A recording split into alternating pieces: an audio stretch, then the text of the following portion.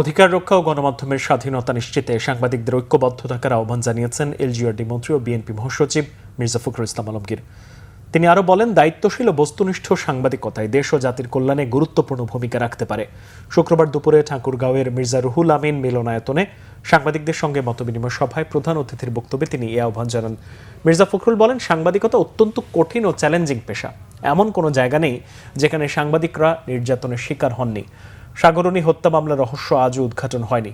সাংবাদিকতাকে কখনো ছোট করে দেখার সুযোগ নিয়ে উল্লেখ করে তিনি বলেন, দৈনিক ইত্তেফাকের সাবেক সম্পাদক মানিক মিয়া মন্ত্রী না হয়েও মন্ত্রী তৈরি করেছেন। দায়িত্বহীন সাংবাদিকতা দেশ ও জাতির জন্য ক্ষতিকর বলেও মন্তব্য করেন তিনি। এর আগে সকালে ঠাকুরগাঁও শহরের তাঁতিপাড়া কালীবাড়ি বড় মাঠের পশ্চিম পাশের এলাকায় ঠাকুরগাঁও বিশ্ববিদ্যালয়ের অস্থায়ী কার্যালয় উদ্বোধন করেন মির্জা ফখরুল ইসলাম আলমগীর।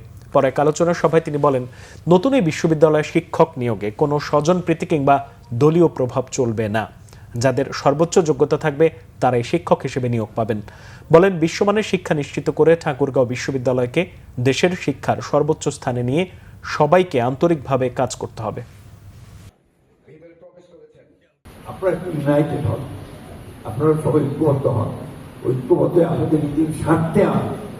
আগে তো যে পেশা আপনি নিয়েছেন সেই পেশায় তো আপনাকে বেঁচে থাকতে হবে নাকি?